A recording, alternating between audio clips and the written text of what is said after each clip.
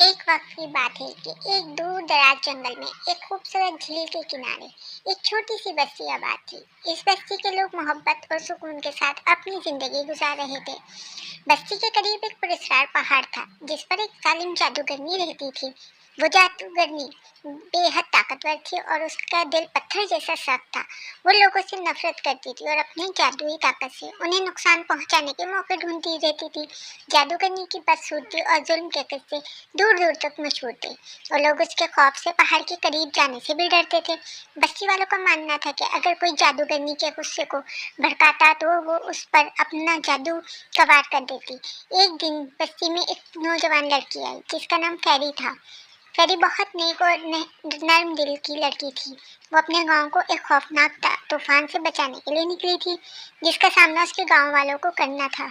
इसे मालूम हुआ था कि इस तूफान को रोकने के लिए जादूगरनी की मदद दरकार है। फेरी ने हिम्मत की और पहाड़ियों की तरफ रवाना हुई। बस्ती वालों ने इसे रोकने की कोशिश की लेकिन फेरी के दिल में अज़्म और हिम्मत थी और वो पहाड़ पे चली गई और जादूगरनी के आगार तक पहुंच गई। जब जादूगरनी ने फेरी को देखा तो उसने कहा जोरदार कहकहा लगाया और कहा, कौन है जो मेरे घर में आने की जुर्रत कर रहा है? क्या तुम्हें मालूम नहीं कि मैं कितनी जालिम हूँ?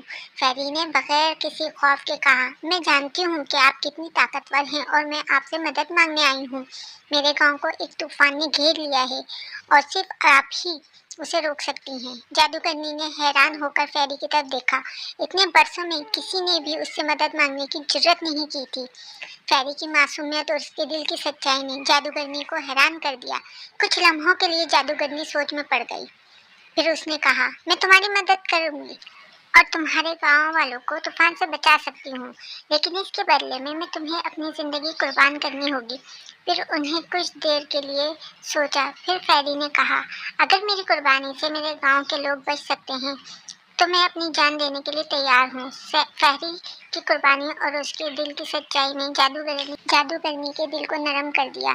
इसकी आंखों में आंसू आ गए और उसका दिल पिघलने लगा। जिसने फैसला किया कि वो फेरी की जान नहीं लेगी बल्कि उसकी मदद करेगी। जादूगरनी ने अपनी जादुई ताकत का इस्तेमाल किया और तूफान को रोक दिया। इसके बाद उसने फेरी से कहा, तुम्हारी हिम्मत और कुर्बानी ने मेरे दिल को बदल दिया है। हमने लोगों को नुकसान नहीं पहुंचाऊंगी बल्कि उनकी मदद करूंगी।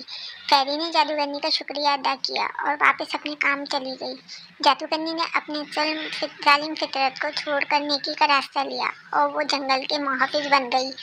यूं फेरी की बहादुरी और सच्चाई ने न सिर्फ उसके गांव को बचा लिया बल्कि एक जालिम जादूगरनी के दिल को भी बदल दिया।